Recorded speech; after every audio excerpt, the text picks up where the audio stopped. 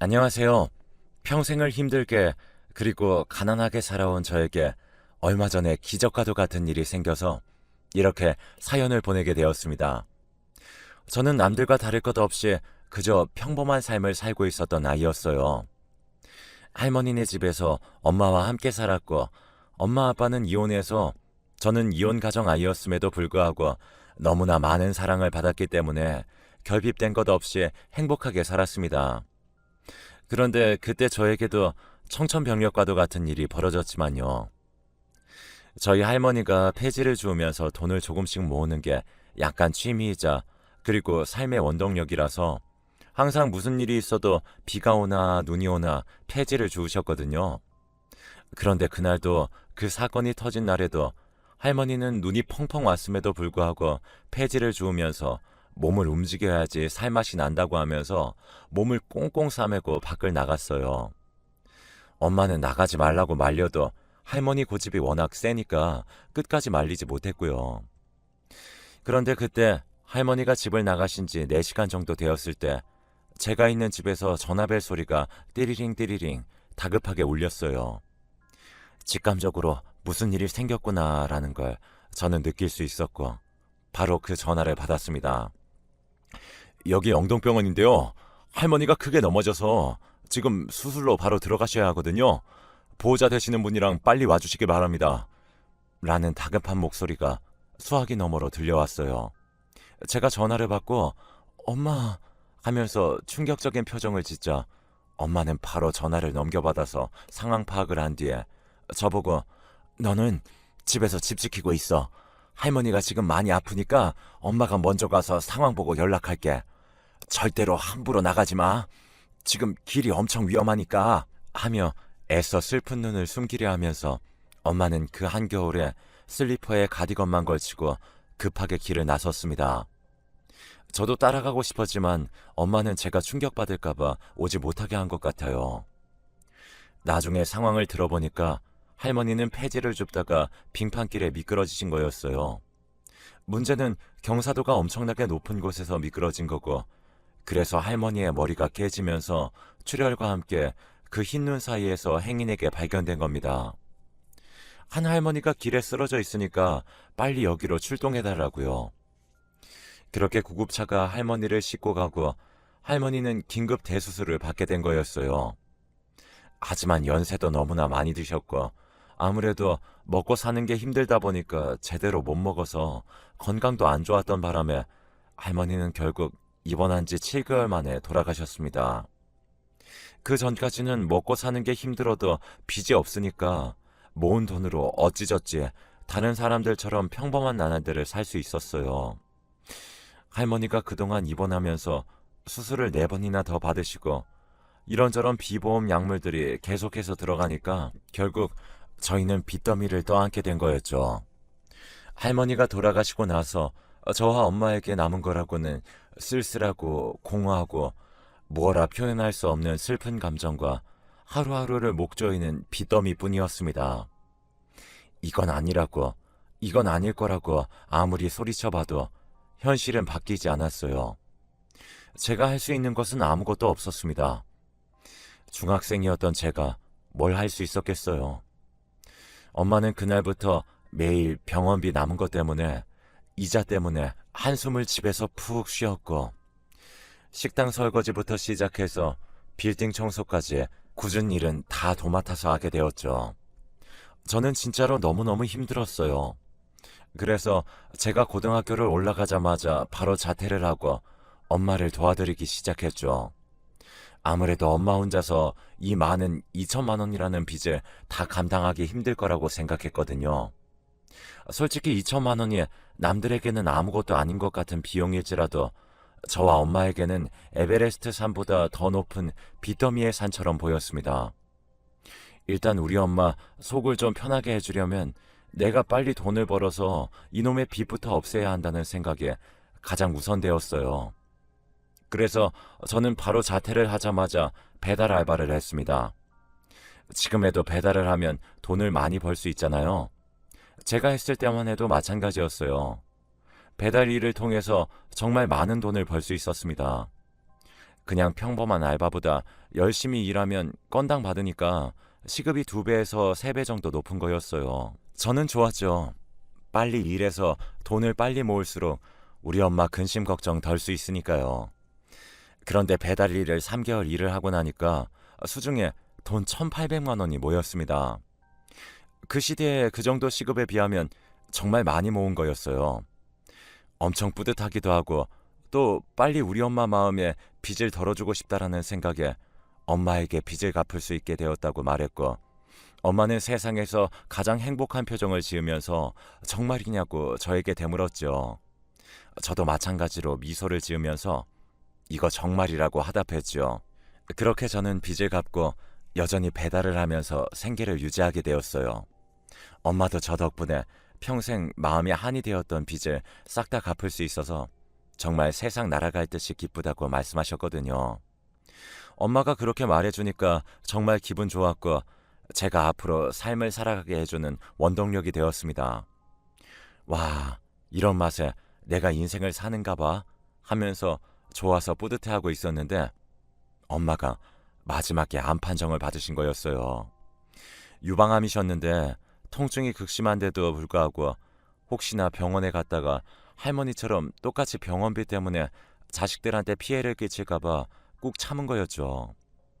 그 말을 들을 때 얼마나 가슴이 아프고 답답하던지요. 이럴 수는 없다고, 어떻게 이런 일이 있냐고 하면서 막 소리를 질렀어요. 내가 거짓말 치지 말라고, 세상에 왜 이렇게 나를 괴롭히는 거냐고 하면서요.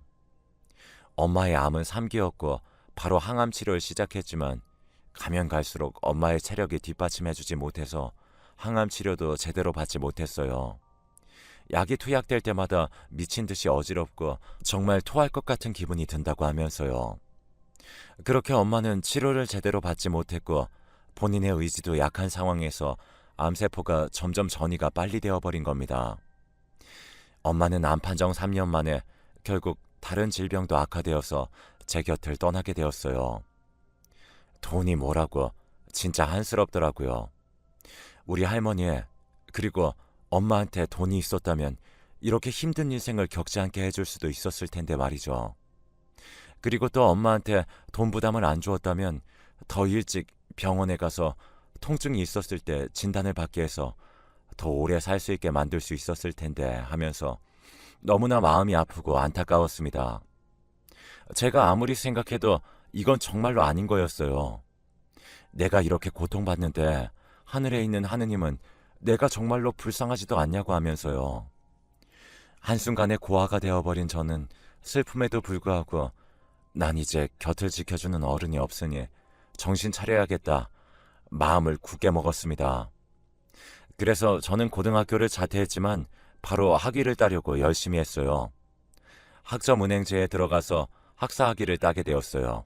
저로서는 굉장히 큰 도전이었고 학사학위가 있다는 것 자체가 굉장히 자랑스러웠습니다. 그리고 나서 학위도 땄으니까 이제 이런 것 저런 것을 돌아다니면서 내 인생을 살자 생각했습니다. 그래서 돈 모은 걸로 작은 세계 여행도 다니고 많은 것들을 경험할 수 있게 되었어요. 저 개인적으로는 무척이나 뿌듯한 일이었죠. 그 경험들을 통해서 더욱더 많은 사람들에게 나의 많은 것들을 나누어 줘야겠다고 마음을 먹은 계기가 되었죠. 해외에 갔다 온 이후로 슈퍼에서 배달을 다시 시작하게 되었어요. 슈퍼에서 일을 하는 게 마음도 편하고 다른 사람들 눈치 안 보고 내가 일을 다 할 수 있어서였죠. 그렇기에 일을 하고 있는데 항상 같은 시간에 딱 저희 슈퍼 파라솔 앞에 리어카를 끌고 와서 휴식을 취하는 할머니가 있었어요. 처음에 속으로는 아니, 왜 저 할머니는 남의 영업장 앞에서 왜 냄새 풍기고 앉아있는 거야? 이건 아니지. 저 할머니는 혼자서 뭐 하는 거야? 하면서 냉소적이고 조금은 이성적으로 생각했습니다. 그런데 생각을 해보니까 저희 할머니 생각이 나면서 내가 굳이 이 할머니에게 차갑게 대할 필요가 없지? 하면서 할머니에게 제 돈으로 산 김밥과 음료를 건네면서 할머니, 이걸 드시면서 일하세요. 요즘 날이 더워서 힘드시죠? 조금씩 쉬어가면서 하세요. 연세도 있으셔서 중간에 쓰러지시면 정말 많이 힘드실 거예요. 하면서 할머니에게 말을 했습니다. 할머니는 저의 말을 듣고 무척이나 감동한 듯한 눈을 보이며 아이고, 요즘엔 이런 청년도 다 있구려. 참 요즘에는 젊은이들이 노인네들 싫다고 그냥 노인네만 옆에 지나가면 막 손가락질하고 그러는데 청년은 다르네 하면서 제 등허리를 툭툭 쳐주었습니다. 아주 오랜만에 느낀 할머니의 따뜻한 손길이 돌아가신 할머니와 엄마를 생각하게 하면서 눈물이 핑 돌게 했어요. 항상 제가 속이 안 좋을 때 할머니가 제 등을 두들겨 주셨는데 그 느낌을 피 한 방울 안 섞인 다른 할머니에게서 느낄 수 있구나 하며 좋았어요. 그렇게 저는 그 할머니와 꽤나 친하게 지나게 되었습니다. 매일은 아니어도 할머니가 가끔씩 가게 앞에 지나갈 때 사장님께 허락받고 폐기할 거 할머니에게 드리면서 좋은 건 아니지만 그래도 굶지는 마시라고 말을 해드렸죠. 할머니는 그럴 때마다 웃음을 환하게 지으셨습니다. 그러다가 제가 다닌 슈퍼가 장사를 접게 되어서 저는 또다시 다른 곳으로 이전을 해서 일을 해야 했어요. 할머니와도 자연스럽게 연락이 끊겨버렸고 더 이상 만날 수가 없었죠. 저는 다른 쪽에 가서 주유소 알바를 하고 있었어요.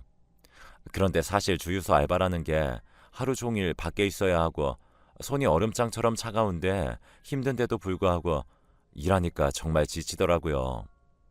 정말 힘들게 돈 한 푼 한 푼 모았습니다. 이 돈으로 최소한 전셋집 아니면 월세 보증금이라도 만들어야겠다. 이렇게 고시원에서 계속 살면 앞으로 뭘 할 수도 없고 폐인처럼 이승이 나락으로 떨어지겠다 하면서요. 정말 힘들게 돈을 모으고 하다 보니까 저의 순수한 마음도 사라지고 어느새 돈돈거리는 괴물이 되어 있더라고요. 한 시간에 얼마 벌 수 있으니까 이거를 내가 사 먹으면 한 시간의 노동값이 벌어지는 거네. 그냥 이거 먹지 말고 굶자. 이런 식으로 모든 것을 돈으로 연결했습니다. 그렇게 미친 듯이 돈돈거리면서 돈을 벌고 있을 때 어느 순간 현타가 오더라고요. 내가 지금 뭐 하는 거지? 너무 외롭게 사는 것 같은데.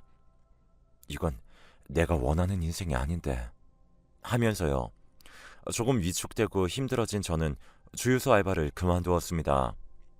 예전에 슈퍼에서 일할 때 사장님이 그 근처에서 가게를 열었다고 일을 도와달라고 하셔서 저는 알겠다고 한 뒤 사장님 가게에서 일을 했어요. 오랜만에 다시 찾아간 그 동네는 여전히 정겹고 또 많은 것들이 아직 변하지 않은 채로 남아있더라고요. 서울의 다른 것들은 빠르게 변화하는데 그 달동네만큼은 개발이 안 되고 여전히 자리를 잡고 있었는데요. 그렇게 그곳에서 일을 하고 있다가 늦게 끝나서 저는 슈퍼에서 요구르트와 과자를 사고 집으로 가고 있었어요. 고단한 하루를 이 음식들로 달래보려고요. 그런데 저 골목 쪽에 한 할머니가 누워있는 겁니다. 아니, 날씨가 이런데 왜 이 시간에 여기서 밖에 누워 계신 거야? 하면서 저는 그쪽으로 다가갔어요. 그런데 자세히 보니까 그 할머니는 제가 예전에 슈퍼에서 일했을 때 친하게 지냈던 폐지 줍고 리어카를 끌고 다니던 그 할머니였던 겁니다. 얼마나 놀랐는지 말도 못해요. 아니 할머니, 왜 여기서 이러시고 계세요? 아니, 너 정말 너무너무 놀랐잖아요. 하면서 할머니를 일으켜 세워드렸어요. 할머니는 설탕물, 설탕물. 저에게 설탕물을 찾더라고요. 당장 설탕물이 없으니까 제가 가지고 있었던 요구르트를 건넸고 할머니는 정말 마치 사막에 있었던 사람처럼 허겁지겁 물을 마시기 시작했습니다. 저는 개인적으로 얼마나 다행이라고 생각했는지 몰라요. 할머니, 왜 집에 안 가시고 이러고 계셨어요? 라고 물으니까 너무 어지러워서 한 걸음도 움직일 수 없었다고 하더라고요. 저는 제가 할머니 집같이 부축해드려야지 하면서 할머니를 모시고 할머니가 말씀하시는 집의 방향대로 갔습니다. 그렇게 도착해서 집 안으로까지 모시고 들어왔는데 냉장고가 정말로 텅 비어 있더라고요. 거기에는 거의 썩어 문드러지기 직전에 김치 빼고는 먹을 게 아예 없었습니다. 쌀통도 텅 비어 있고 그나마 먹을 거라고는 벌레 낀 설탕이 있는데 이것도 동사무소에서 나누어 준 것인지 안에 벌레가 가득 껴가지고 보통 사람이라면 버리고 남을 텐데 할머니는 돈도 없고 누가 챙겨주는 사람이 한 명도 없으니까 겨우내 이렇게 벌레 먹은 설탕을 가만히 냅두고 그걸 아껴서 끼니를 때우셨나 봐요. 그동안 할머니가 어떻게 버틴 건지 궁금할 정도로 정말 할머니는 먹은 것 하나 없이 힘겹게 살고 있으셨습니다. 뭐라고 해야 할까요? 그냥 삼시세끼를 설탕물로 버텼다고 생각하면 될 것 같아요. 정부에서 주는 연금이 많지도 않고 그걸 질병에 쓰이는 약들 사면 5만 원 정도 남는데 설탕 사고 밥 조금 사면 그것마저 땡이랍니다. 정말로 백가죽에 등가죽이 붙어 있을 정도로 마음이 아팠어요. 이건 아닌데 하면서요. 저는 일단 할머니를 병원에 데려가야겠다 싶어서 가서 영양주사랑 포도당 주사라도 맞게 해드려야겠다 생각한 뒤에 할머니를 모시고 병원에 갔습니다. 의사는 영양이 너무너무 부족해서 당장 쓰러져도 이상하지 않은 상태라고 헤모글로빈 혈액도 굉장히 부족해서 이 정도면 빈혈 때문에 평소에 극심한 머리 통증을 가지고 있을 거라고 하더라고요. 저는 너무 슬펐어요. 참, 누구 하나 챙겨주는 사람이 없어서 이렇게 죽음을 기다리고 있는 노인분들이, 이런 독거노인들이 얼마나 많을까 하면서요. 그날 저는 돌아가신 할머니를 생각했습니다. 눈물이 왈칵 나서 펑펑 울 것 같았기 때문에 안 되겠다 싶었던 저는 제가 그 병원비를 다 내고 슈퍼 알바, 주유소 알바 하면서 정말 힘들게 모은 돈으로 할머니를 모시고 소고기를 대접하러 갔어요. 나 혼자 살 때는 돈이 아까워서 한 점도 못했던 그 소고기가 할머니와 함께 가서 먹으니까 얼마나 맛있고 또 돈이 아깝지 않았던지요. 할머니는 자네 때문에 죽을 뻔한 내 목숨 정말로 살 수 있었다네. 아마 나의 마지막 숨결까지 자네에 대한 고마운 마음 절대로 잊지 못할 거고 내가 이 은혜를 어떻게 갚아야 하나. 정말 너무나 고맙다 하면서 우셨어요. 그 나이에 감정을 표현하고 눈물을 흘리는 일들이 결코 쉬운 일이 아닌데 싶어서 마음이 아팠습니다. 그리고 마음이 찡해졌어요. 할머니가 너무나 불쌍했거든요. 할머니에게 힘을 내라고 말한 저는 숨을 조금 크게 들이쉬고는 마트에 가서 할머니 한 달 정도 먹고 사실 음식들을 사가지고 냉장고를 꽉 채워드렸어요. 할머니, 이렇게 너무 배고프거나 하시면 여기 이거 제가 노트에 적어둔 거 제 전화번호니까 여기로 연락하시고요. 또 주변 사람들이나 이웃분들한테 도움 요청하세요. 다들 손 뻗고 도와드릴 거예요.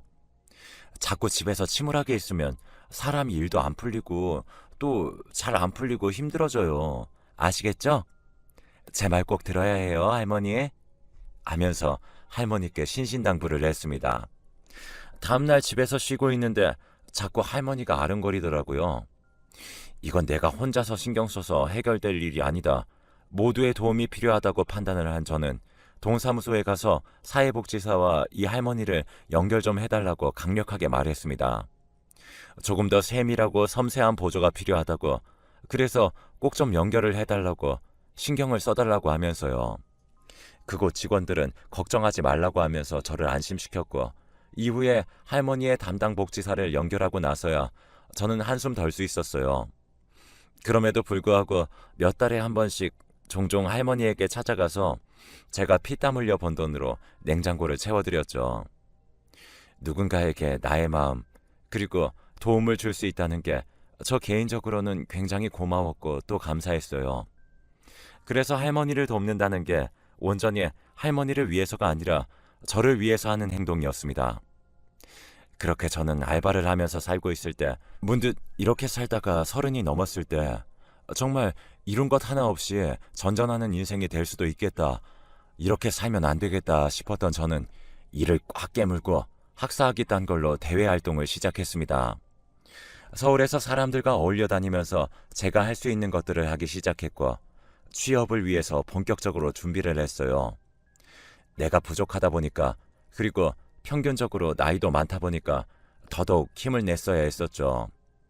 이걸 어떻게 하지 하면서 힘들 때도 있었지만 서류 전형에 거의 40군데 넘게 떨어져서 자존감이 바닥일 때도 있었지만 저는 버틸 수 있었습니다.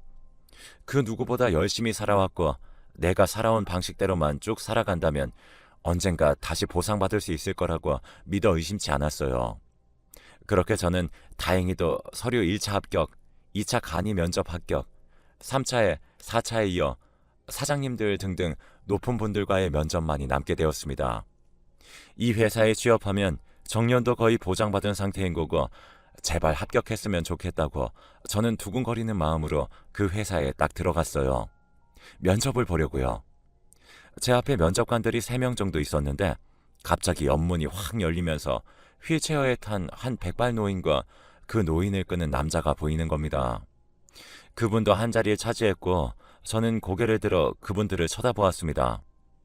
그런데 두 분 중 휠체어를 타고 온 사람은 제가 몇 년 전에 저의 월급을 쪼개서 고기를 사드리고 따로 챙겨드린 그 할머니였어요. 엄청 놀랐고 저도 모르게 할머니께 하는 소리 냈습니다. 나머지 면접관들은 무슨 분위기인가 싶어서 동요하는 표정을 지었고 저는 아니 할머님이 어떻게 여기 면접관 자리에 있으세요? 라고 말을 했습니다. 하지만 할머니는 아무것도 모르는 표정을 지으셨습니다. 저는 순간 민망해져서 죄송합니다. 아무것도 아닙니다. 제가 잠깐 아는 할머니와 착각을 했나 봐요. 면접 계속 보겠습니다. 하고 잔뜩 풀이 죽고 기가 죽은 채로 면접을 이어서 보았습니다. 마음이 조금 아팠죠. 분명히 내가 아는 그 할머니가 맞는데 왜 나를 못 알아보는 건지. 회사에서의 면접관들 자리 옆에 휠체어를 타고서 뭐지? 하면서요. 그렇게 시간이 지나서 면접이 끝났을 때 갑자기 그 면접관 중에 할머니를 모시고 들어온 남자가 저에게 복도에서 조금만 기다리라고 부탁을 하는 겁니다. 그분도 아무것도 모른 채로 뭐지 하면서 하염없이 그분을 기다렸어요. 아무래도 면접관이다 보니까 그분의 한마디에 제 미래가 결정되잖아요. 그래서 알겠다고 하고는 기다리는데 몇십 분 뒤 그분이 면접장에서 면접을 끝내고 저에게 혹시 신림 달동네 슈퍼 알아요? 네, 거기에서 제가 살기도 했고 그 슈퍼에서 일한 적도 있어서 알고 있어요. 그런데 그건 왜요? 라고 하자 그 남자가 씩 웃으면서 아무것도 아니라고 오늘 면접 보느라 수고했고 아마 회사에서 면접비 줄 텐데 그거 가지고 마음 편하게 집에 가서 좀 쉬라고 했습니다. 그렇게 조금은 특이한 그리고 쎄한 면접을 보고 저는 집으로 갔어요. 저는 당연히 제가 떨어질 거라고 생각했습니다. 왜냐하면 면접을 보기 직전에 갑자기 하면서 혼자서 착각을 한 일도 있었고 또 너무나 혼란스러운 마음에 대답을 제대로 못한 부분도 있었거든요. 잔뜩 속상해서 평소에 잘 마시지도 않는 맥주를 한 캔 까서 목구멍으로 벌컥벌컥 넘겼습니다. 난 왜 이렇게 인생이 잘 안 풀리냐? 내가 뭘 잘못했다고 이렇게 힘들게 살아야 하냐? 다 부질없어. 힘들어. 요즘에 진짜 이 모든 게 무슨 의미가 있다고 내가 이렇게 지금 고생하면서 살아. 하면서 한숨을 푹 쉬었습니다. 아마 제 또래 취준생들은 다 공감하실 거예요. 내가 지금껏 해온 일들이 다 부질없는 것 같고 아무 의미도 없는 것 같고 너무나 힘들다 이런 것이요. 부모도 없이 연고지 하나 없이 힘들게 세상에서 사는 나에게 따뜻하고 낭만적인 바람막이 하나 없거나 사회에서 알바가 아닌 직장인으로 살아가기란 정말 힘든 거고 그마저도 그 직장에 들어가는 게 이렇게 고통스럽고 부질없구나라는 걸 깨달았습니다. 부서져가는 마음을 겨우겨우 붙잡고 저는 다시 한번 앞으로 나아가려고 마음을 먹었어요. 여기서 무너져봤자 아무 의미 없고 이번의 실패가 다음의 실패로 이어진다는 법은 없었기 때문이죠. 그런데 제가 탈락한 줄 알았던 그 회사에서 연락이 온 겁니다. 최종 면접에 합격되었다고요. 거의 몇천 대 1을 뚫고 치열한 그 회사에서 제가 최후의 1인자가 된 겁니다. 얼마나 놀랐는지 몰라요. 아니, 이게 말이 되는 건가, 진실인 건가 하면서요. 그렇게 회사에 들어간 저는 어리둥절한 채로 신입사원 연수를 받고 입사 준비를 하고 있었는데 그때 면접장에서 본 할머니를 모시고 들어온 한 남자가 제 앞에 나타난 겁니다. 우리 또 보네요. 이따가 할 말이 있어서 연봉 협상 관련해서 정현 씨한테만은 우리 이사회가 특별히 높은 연봉을 제안하려고요. 그러니까 연수 끝나고 여기 회의실로 들어오세요. 라고 하는 겁니다. 왜 내가 특별히 높은 연봉을 받는다는 거지? 뭐지? 뭐지? 하면서 저는 계속 집중이 안 된 채로 연수를 받다가 회의실에 들어갔습니다. 그때 그분이 정현 씨가 우리 엄마를 살려준 은인이에요. 저번에 면접 볼 때 너무 놀라셨죠? 할머니가 있어서요. 저도 그때 정현 씨 보고 아, 이 사람이 우리 엄마 살려준 그 청년인가? 하는 마음에 바로 아는 척하려고 했는데 형평성 문제 때문에 그러지 못하고 계속 면접 보다가 이제야 말하는 거예요. 저요. 그 폐지 줍던 설탕물로 연명했던 할머니의 아들이에요. 제가 사업 실패로 집안에 돈 다 말아먹고 부모님한테 죄송해서 잠적해서 바보처럼 살았을 때가 있었어요.